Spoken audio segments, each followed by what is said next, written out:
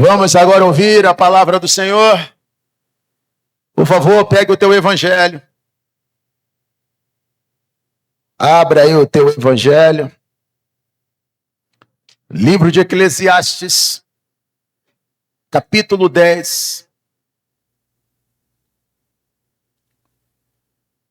Eclesiastes 10. Vou esperar você achar para que possamos fazer a leitura juntos. Eclesiastes 10, versículo 19. Acharam? Acompanhem comigo. Se você puder, é claro, vamos fazer essa leitura de pé em reverência à palavra do Senhor. E já já você vai sentar novamente.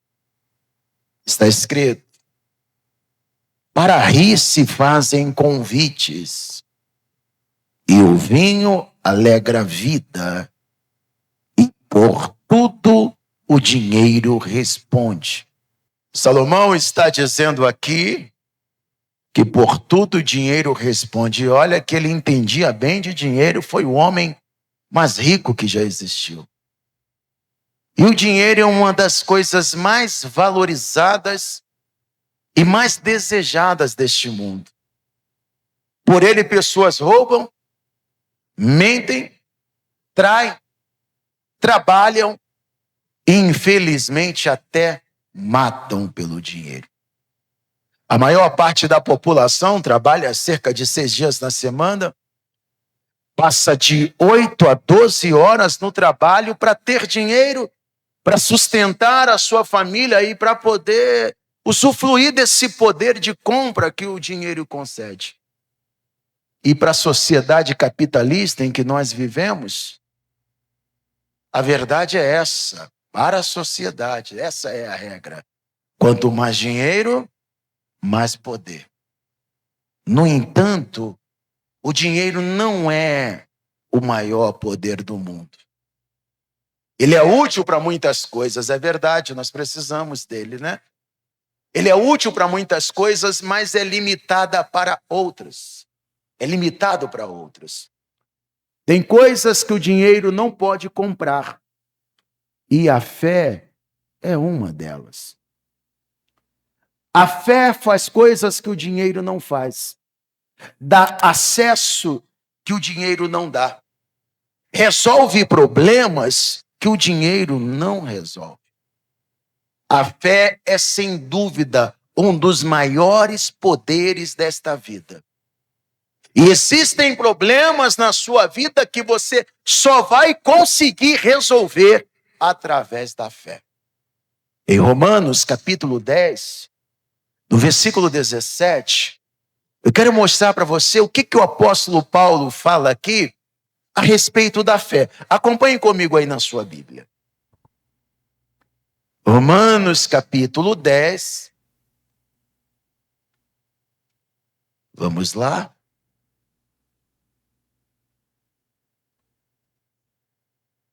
Versículo 17. Quando você achar, dá um sinal para mim aí, diga amém. Então, vamos ler. De sorte que a fé vem pelo ouvir, e ouvir pela palavra de Deus. Então, como você pode adquirir fé? Porque não é algo que você herda dos seus pais. Não é algo que você já nasce com ela. O Evangelho diz que a fé vem. Quer dizer que é algo que você não nasce com ela. E também não é algo que você herda dos seus pais. A fé vem pelo ouvir. Como nós fazemos, o que nós podemos fazer para adquirir fé? Como você pode adquirir fé? À medida em que você ouve a palavra. A fé tem um preço. Você sabia disso? Qualquer pessoa, qualquer um de nós aqui, pode adquirir fé e pode desenvolver a fé,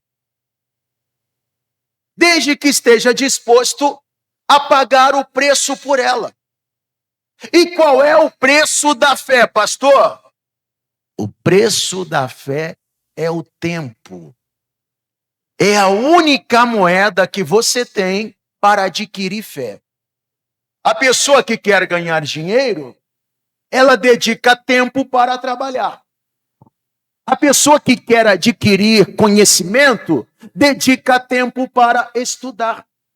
A pessoa que quer adquirir fé ou quer desenvolver a fé, precisa dedicar tempo para ouvir a palavra.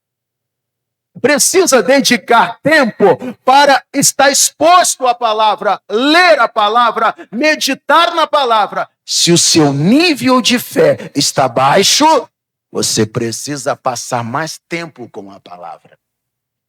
Quanto mais você se afasta dela, mais a sua fé diminui. Quanto mais você se aproxima da palavra, quanto mais você ouve, você medita e você lê, mais a sua fé vai se fortalecer, vai desenvolver, vai crescer e vai te aproximar de Deus.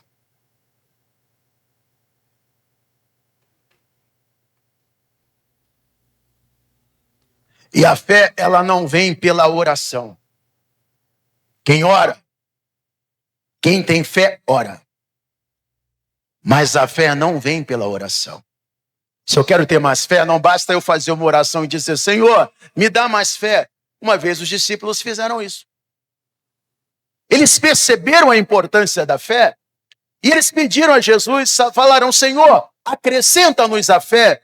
E Jesus não acrescentou fé para eles. Jesus respondeu dizendo, se vocês tiverem fé, como um grão de mostarda, direis a este monte, sai-te daqui e lança-te no mar, e não duvidar no coração, assim será feito. Amém? Então, quando você ora pedindo a Deus que lhe dê fé, na verdade, o que você está pedindo é um processo que você vai ter que passar para usar a tua fé, e através desse processo a sua fé vai amadurecer.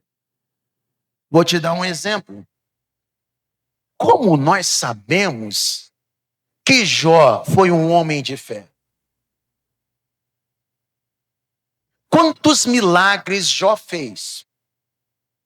Quantos milagres Deus operou através da vida de Jó? Lendo o livro de Jó, do capítulo 1 ao capítulo 41. Quantos milagres você vê no livro de Jó, minha gente? Nenhum. Então, como nós sabemos que Jó foi um homem de fé? Por causa do processo que ele passou. Ele foi provado na fé. Era o homem mais rico do Oriente. Tinha 10 filhos. Perdeu todos os bens. Perdeu todo o dinheiro. Perdeu todos os filhos. Perdeu a saúde. Mas não perdeu a fé. Permaneceu firme na fé até o fim. E por causa desta fé, Deus restituiu tudo dobrado do que ele havia perdido. Glória a Deus.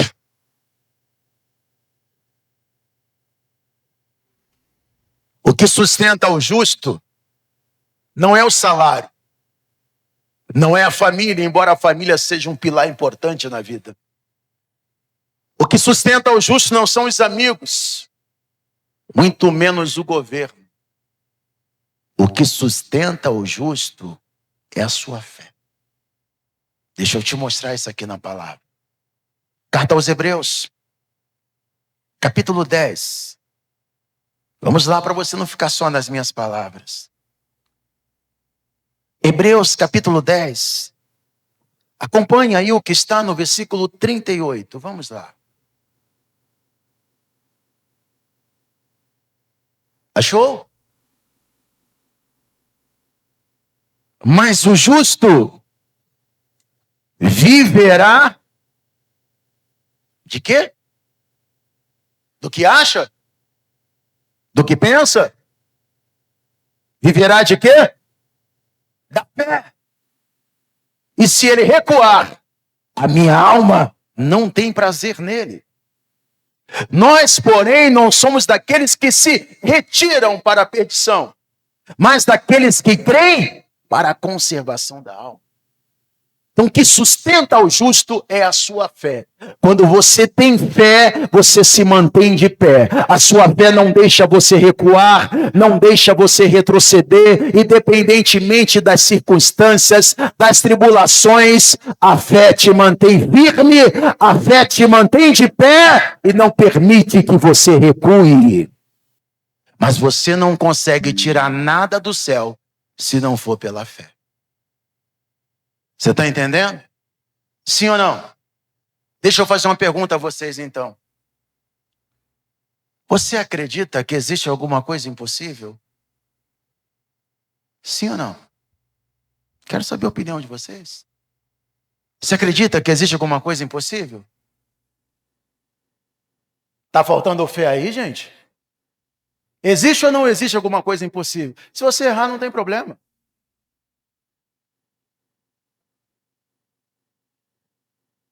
O Evangelho diz que tem uma coisa impossível. Hebreus 11, versículo 6 está escrito: sem fé é impossível agradar a Deus. Você pode fazer o que for, mas sem fé você não consegue agradar a Deus. E você sabia que existem diferentes tipos de fé? Eu vou mostrar para você agora 4 tipos de fé e os resultados que esta fé produz na vida de quem crê. Se você puder anotar, anote para não esquecer. Se você esquecer, você não pratica. Se não praticar, não vai ter resultado. O primeiro tipo de fé é a fé para receber. Fé para receber um milagre, para receber uma bênção, a resposta de uma oração. É o primeiro tipo de fé. Em Mateus capítulo 9, versículo 27 ao versículo 30, nos fala sobre 2 cegos que foram curados por Jesus. Inclusive, preguei sobre eles uns dias atrás. Esses 2 cegos ouviram falar de Jesus e foram buscar Jesus.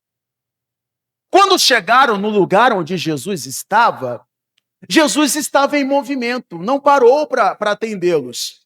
E eles estavam determinados a ser curados e foram atrás de Jesus. O texto diz que eles seguiram a Jesus mesmo sendo cegos.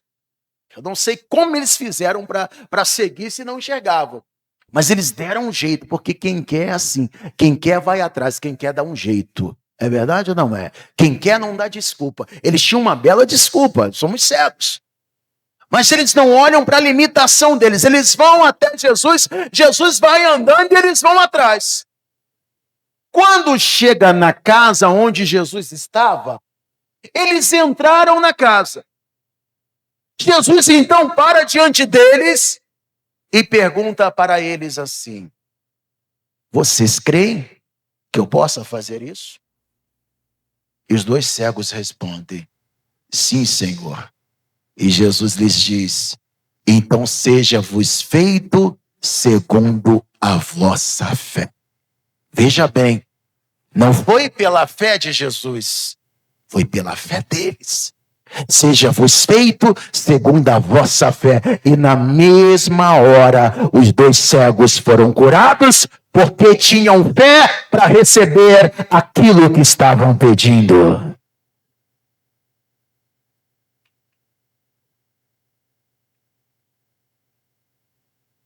Deixa eu te mostrar outro caso. Em Marcos capítulo 9 nos diz que um homem foi buscar Jesus. Olha o problema desse homem. O filho era endemoniado. Era possesso por um espírito mudo. E toda vez que esse espírito manifestava no menino, lançava o menino no fogo. Ele era cheio de marcas de queimadura. Lançava o menino na água e tentou afogar o menino diversas vezes. O menino estava secando, era pele e osso, e o pai já não sabia mais o que fazer. Fez de tudo para salvar o menino, até que ouviu falar de Jesus. Quando esse pai ouviu falar de Jesus, pegou o filho e foi até Jesus. Mas quando ele chegou no local onde ele achou que Jesus não estava lá. Havia 9 discípulos de Jesus e Jesus estava no Monte da Transfiguração com Pedro, Tiago e João. Os demais discípulos tentaram expulsar o demônio do menino, mas não conseguiram. Aí isso virou um alvoroço, uma bagunça terrível. Começaram a discutir com os discípulos, dizendo que eram falsos profetas, charlatões, porque tentaram expulsar o demônio e não conseguiram. E Jesus chegou no meio daquela confusão. Está vendo os discípulos ali, no meio de uma discussão, ele pergunta, o que está acontecendo aqui? Aí vem o pai, no meio da multidão, e conta toda a história. Ele diz, Senhor, eu trouxe o meu filho, que tem um espírito mudo. E quando esse espírito se apossa dele, lança ele no fogo para o queimar. E depois lança na água para afogar. Ele está se secando, o senhor está vendo, ele é pele e osso. E ele fica arranjando os dentes, espumando, eu já não sei mais o que fazer com esse menino. E eu trouxe aos seus discípulos para expulsar, mas eles não puderam. Aí Jesus perguntou, há quanto tempo sucede isso? E o pai disse, desde a sua infância. Senhor, se o Senhor pode fazer alguma coisa, tem compaixão de nós e ajuda-nos. Aí Jesus respondeu, como? Se eu posso fazer alguma coisa? A questão não é essa. A questão é se tu podes crer. Porque se você pode crer, tudo é possível ao que. Aquele pai chorando diante de Jesus, com lágrimas nos olhos, ele diz, Senhor, eu creio, mas ajuda na minha incredulidade. Como se entende isso? Ele diz que crê, mas logo em seguida ele diz, ajuda na minha incredulidade. Sabe o que é isso? É aquela fé misturada com dúvida. Sabe quando você está cheio de fé, mas de repente você pensa, será que vai dar? Uma hora a sua fé está lá em cima e de repente você duvida. É assim que aquele pai estava, com fé. Foi buscar Jesus porque acreditava. Ele acreditava que Jesus podia fazer, mas o coração estava meio dividido, porque ele já havia tentado de tudo e nada deu jeito. Ele pergunta, se tu podes fazer alguma coisa. E aqui que Jesus vira uma chave. A questão não é se Jesus pode, meu amado. Não é se Jesus pode, minha amada. Jesus é aquele que andou sobre as águas. Jesus é aquele que acalmou a tempestade. Jesus é aquele que ressuscitou Lázaro após 4 dias. É aquele que transformou a água em vinho. Não existe limites para Jesus. Não há nada que ele não possa fazer. Independentemente do seu problema, independentemente da situação, o que basta é você crer. Porque se você pode crer, tudo é possível ao que crer.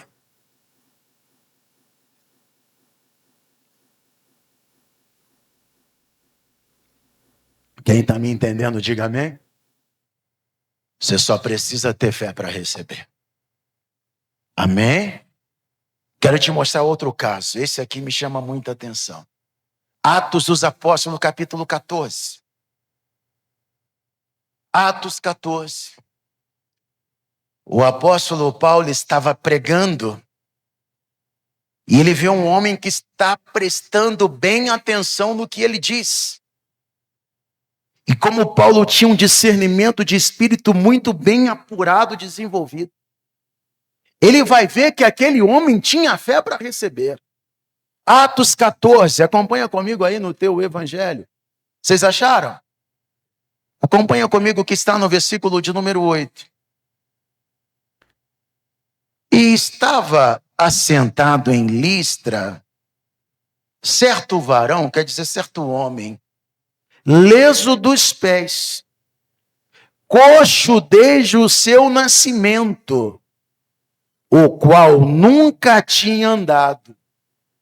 Este ouviu falar Paulo, que fixando nele os olhos, E vendo que tinha fé para ser curado, disse em alta voz: levanta-te direito sobre os seus pés. E ele saltou e andou. Glória a Deus. Paulo tinha fé, mas aquele homem foi curado pela própria fé, porque ele tinha fé para receber. Se você tem fé para receber, qualquer milagre é possível na tua vida. Amém? O segundo tipo de fé é a fé para provocar o milagre.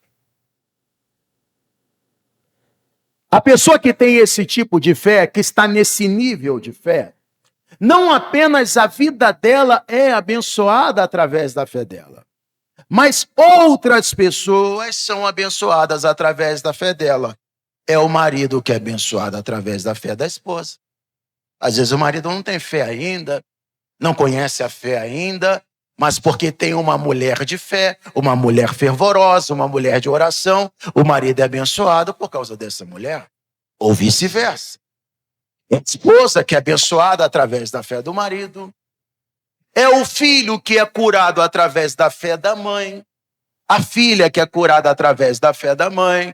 Às vezes a criança não entende ainda o que é fé, mas tem uma mãe de fé e a mãe está ali buscando. Ou às vezes a pessoa até já é uma adulta, mas não tem fé. Mas tem alguém que a ama e que tem fé, está ali intercedendo por ela, se coloca na brecha por ela, e através da fé daquela pessoa, o filho vai ser abençoado, a filha vai ser abençoada, através da tua fé, minha amada. Através da tua fé, meu amado, toda a sua casa e a sua família pode ser abençoada. Eu gosto sempre de dizer isso, mesmo que ela não esteja me vendo e ouvindo agora, não sei se ela está vendo, mas eu gosto sempre de dizer isso. Um dos motivos de eu estar de pé hoje é por causa da fé da minha mãe.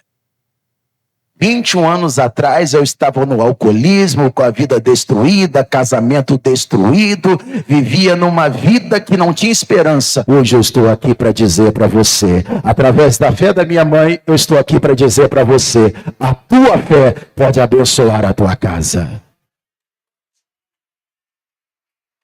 Amém? Deixa eu te mostrar um exemplo na palavra.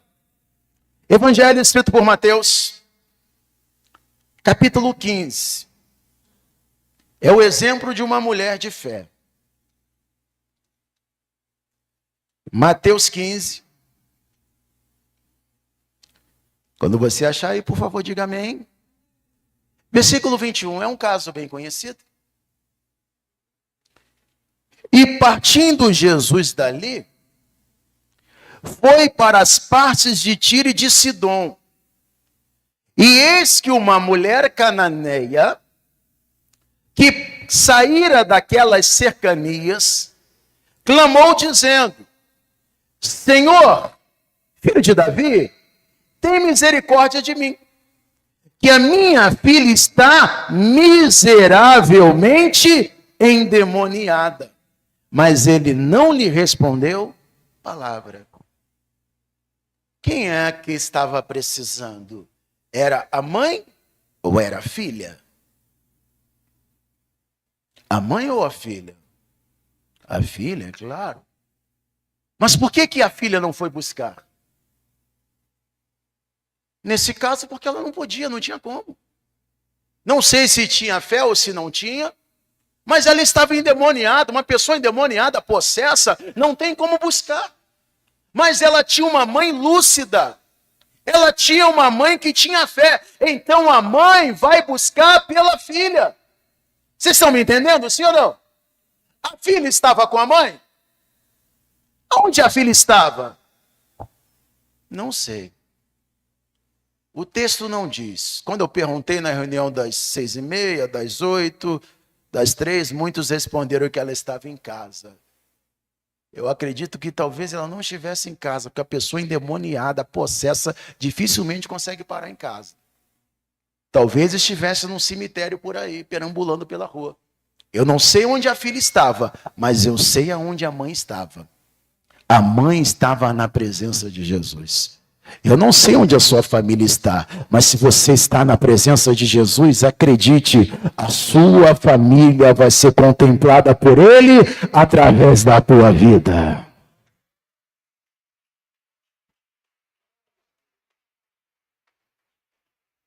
Essa mulher, meus amados, ela não nos dá apenas uma lição de fé, mas ela também nos dá uma lição de perseverança. Ela teve tudo para desistir. Você ouviu eu lendo com você que Jesus não respondeu nada. Imagina que você chega aqui diante de mim, terminou a reunião, você vem falar comigo e fala assim: pastor, ora pela minha filha, ora pelo meu filho, ora pelo meu casamento, e eu não respondo nada. Você está falando, eu fico calado, não respondo nada. O que você vai pensar? Pô, esse pastor está me desprezando, não quer falar comigo? Vai virar as costas e vai embora. É verdade ou não é? Sim ou não? Vai ficar até decepcionada comigo, o pastor não quer falar comigo? Então Jesus não respondeu nada. E a mulher vai atrás gritando, porque ele não parou, ele continuou. A mulher vai atrás gritando, ela está determinada a receber a libertação pela filha. Ela não aceita voltar para casa e encontrar a filha do jeito que estava. Ela precisa de uma transformação. Os discípulos então se compadecem dela e vão dizer para Jesus: Senhor, despede essa mulher, atende essa mulher logo. Nós já vimos o Senhor atender tanta gente. Manda ela embora, ela vem gritando atrás de nós. Aí Jesus para e diz assim: eu não fui enviado, senão as ovelhas perdidas da casa de Israel. Para quem sabe ler um pinga é letra, ela não era de Israel. O que Jesus está dizendo? Não posso te atender agora. Aí ela apela e diz: Senhor, socorre-me. E Jesus diz: não é bom pegar o pão dos filhos e dar aos cachorrinhos. Os filhos aqui representavam os judeus. Ela não era judia. Jesus está comparando ela ali com um cachorrinho naquele momento. E ela tem tudo para se sentir humilhada, desprezada e dizer: eu não vou mais falar com Jesus. Eu estou abrindo meu coração para ele e ele me compara com um cachorrinho. Mas foi aí que ela tocou o coração de Jesus. Que um coração quebrantado, Deus não resiste.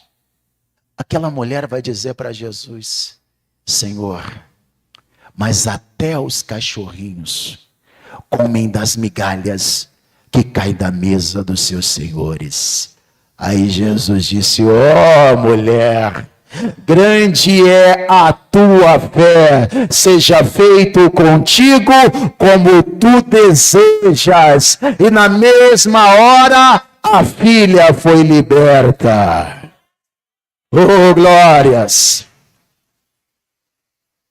Eu quero liberar uma palavra profética sobre a tua vida. Deus não te trouxe em vão aqui nesta noite, não. Acredite, receba esta palavra. Você tem desejado um milagre, você tem desejado uma resposta, você tem buscado por algo na tua família. Recebe essa palavra profética em nome de Jesus. Seja feito contigo como tu deseja, que a sua família seja abençoada, que haja cura na tua casa, libertação e transformação em nome de Jesus. Amém? O terceiro tipo de fé, falta apenas uma para a gente terminar. Fé para oferecer sacrifícios e ofertas com propósito. Vocês sabem quem foi o homem mais sábio que já existiu? Quem? Salomão, né? Depois de Jesus, é claro. E Jesus é mais sábio que Salomão. Mas como foi, quando foi que Salomão adquiriu toda essa sabedoria? Uma pessoa veio falar comigo sobre esse assunto, mas ele estava querendo ter uma discussão teológica comigo. E ele me falou assim: pastor, Salomão se tornou um homem mais sábio porque orou. Eu falei: não, você não leu o texto direito. Antes de orar, ele fez outra coisa. E foi o que ele fez antes que fez Deus abrir a porta para ele e dizer: pede o que você quiser que eu te dê. O que foi que Salomão fez para que Deus desse essa oportunidade para ele? Deixa eu te mostrar aqui. 1 Reis, capítulo 3. 1 Reis 3. Vamos lá? Achou aí? Achou? Se não, eu espero. Versículo 3 também. E Salomão amava ao Senhor, andando nos estatutos de Davi, seu pai. Somente que nos altos sacrificava e queimava incenso. E foi o rei a Gibeão para lá sacrificar, porque aquele era o alto e grande. 1000 holocaustos sacrificou Salomão naquele altar. Lembra que eu falei para vocês aqui uns dias atrás que o altar é lugar de sacrifício? Salomão entendia esse princípio porque aprendeu com Davi, seu pai. E olha que nessa fase ele era jovem, estava por volta de 17 anos. Versículo de número 5.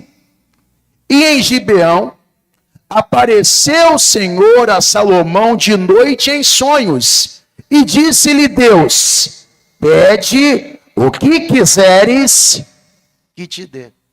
Até aqui você viu ele fazendo a oração? Sim ou não? O que ele fez até aqui? O sacrifício. A oração veio depois. Eu não sei se vocês sabem, mas se você ler 1 Crônicas, capítulo 29, você vai ver que Davi, ele pegou todo o ouro que ele acumulou por 40 anos e doou tudo para a construção do templo. Como se isso não bastasse, ele pegou também todo o tesouro do reino, o dinheiro dos cofres públicos, e ele doou todo para a construção do templo. Ele não deixou essa herança para Salomão. O que ele tinha, ele não deixou de herança para Salomão. O que Davi deixou para Salomão? 1000 cabeças de gado. Era isso tudo que ele tinha. O ouro, a prata de Davi, Salomão não herdou. Agora ele está diante de um grande desafio. Jovem, inexperiente, com 17 anos, assumiu o lugar de um homem que reinou por 40 anos e foi bem sucedido. Ele precisa de sabedoria, ele precisa de recurso. Aí o que ele diz? Poxa, eu preciso de sabedoria, eu preciso fazer algo para atrair a atenção de Deus, para que ele me dê a oportunidade de pedir o que eu quero. Aí ele teve essa ideia. Pegou aqueles 1000 bois e sacrificou tudo para Deus. Ele tinha o quê? O que Davi deixou para ele? Diga comigo, 1000 bois. Ofereceu os 1000 bois para Deus, ficou com o quê? Nada. Entendeu porque que Deus não deixou nem chega a passar para o dia seguinte? Como que Deus não vai responder um ato desse? Naquela mesma noite, Deus apareceu em sonho e disse: pede o que você quiser que eu te dou. É como se ele dissesse: eu recebi, eu gostei do que você fez, eu gostei da tua fé. E Salomão pediu sabedoria, mas Deus deu riqueza e glória. E a cada ano, Salomão ficava mais de 600 vezes mais rico. Não com a riqueza de Davi, mas com a riqueza que o próprio Deus lhe deu.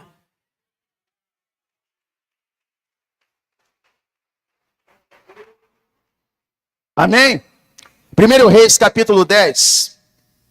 Deixa eu te mostrar aqui. Versículo 23. 1 Reis 10, 23. Assim, o rei Salomão excedeu a todos os reis da terra, tanto em riqueza como em sabedoria. Quem deu a sabedoria? Deus. Quem deu a riqueza? Deus. Ele semeou, Deus fez ele colher. Quarto tipo de fé para a gente terminar. Posso falar? Mas vocês lembram do primeiro? Se não souber, não tem problema, dá tempo de começar de novo. Fé para receber, muito bom, Vitor. Segundo tipo de fé? Provocar um milagre. Muito bom, Slane. Terceiro tipo de fé? Fé para oferecer ofertas e sacrifícios. O quarto tipo de fé é mais importante de todas. Se você não tiver esse tipo de fé que eu vou te falar agora, você pode esquecer todas as outras três.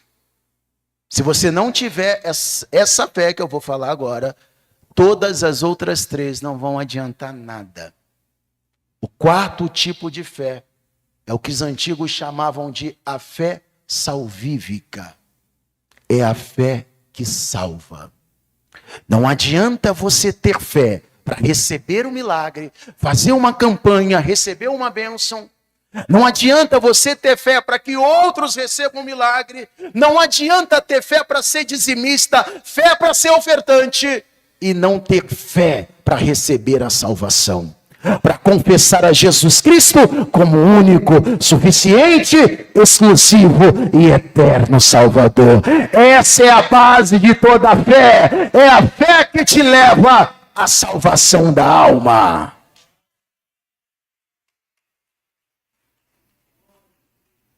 Amém? Jesus estava passando perto de uma aldeia. Essa aldeia era o que chamavam antigamente de leprosário, onde ficavam os leprosos que estavam já condenados a morrer com lepra. Jesus estava passando e 10 leprosos ouviram falar de Jesus e vão de encontro a ele. Mas a lei mosaica dizia que o leproso não podia se aproximar de uma pessoa saudável mais de 30 metros. O leproso era obrigado a parar a 30 metros de uma pessoa saudável, bater no peito e dizer: imundo, imundo, eu sou imundo, não se aproxime, eu sou imundo. Olha que humilhação. Os 10 leprosos vêm em direção a Jesus. E para cumprir a lei, eles param a 30 metros. Estendem as mãos e dizem: Jesus, mestre, tem misericórdia de nós. E Jesus libera uma palavra profética e diz: ide, mostrai-vos aos sacerdotes. Porque só os sacerdotes tinham autoridade e autorização para examinar um leproso e dizer se estava leproso ou não. Eles receberam, os 10 tiveram fé para receber. Os 10 receberam a palavra profética e foram direto se apresentar aos sacerdotes. Eles olham para si e continuam exatamente do mesmo jeito. Fé é isso, é você crer quando você não está vendo nada. É você crer quando você está vendo o problema. Eles olham para si e eles veem a lepra. Mas receberam a palavra profética e vão caminhar sobre aquela palavra. Você já recebeu uma palavra profética aqui. Ainda que você esteja vendo o problema, você vai caminhar sobre esta palavra e ela vai se manifestar na hora certa. Amém? Eles vão caminhando até os sacerdotes. De repente, aquela palavra que foi semeada no coração deles surtiu efeito. Eles olham para si e a lepra desapareceu completamente. Não há um sinal, não há um vestígio, não há uma cicatriz. Estão totalmente limpos, como se nunca tivessem tido lepra na vida. E os 9 vão se apresentar aos sacerdotes. Vão voltar para suas casas, famílias, trabalhos, vida social. Mas um deles não vai nem se apresentar ao sacerdote antes. Ele se sente impulsionado a voltar e encontrar com Jesus para agradecer. E esse ex-leproso vai até onde Jesus estava e ele cai de joelhos diante de Jesus. Ele se prostra diante de Jesus e começa a dar glória a Deus. Começa a agradecer a Jesus pela dádiva recebida. E Jesus olha para ele, olha para os discípulos e diz: não foram 10 os limpos? Onde estão os 9? Só houve um que voltasse para dar glória a Deus? E Jesus responde para aquele homem dizendo: a tua fé te salvou. Vá em paz. Os 10 tiveram fé para ser curados, mas só um teve fé para ser salvo. Amém? Por favor, fique de pé.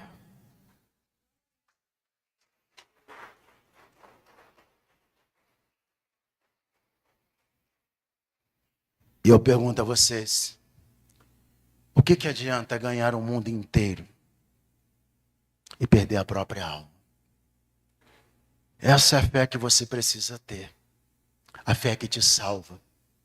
É a fé que reconhece a Jesus Cristo como único, suficiente, exclusivo e eterno Salvador. Essa vai ser a base para as demais fés. Se você ainda não entregou a tua vida para Jesus e quer fazer isto esta noite, o reconhecendo como Senhor e Salvador da tua vida, então ergue a sua mão direita assim para o céu bem alto, que nós vamos orar.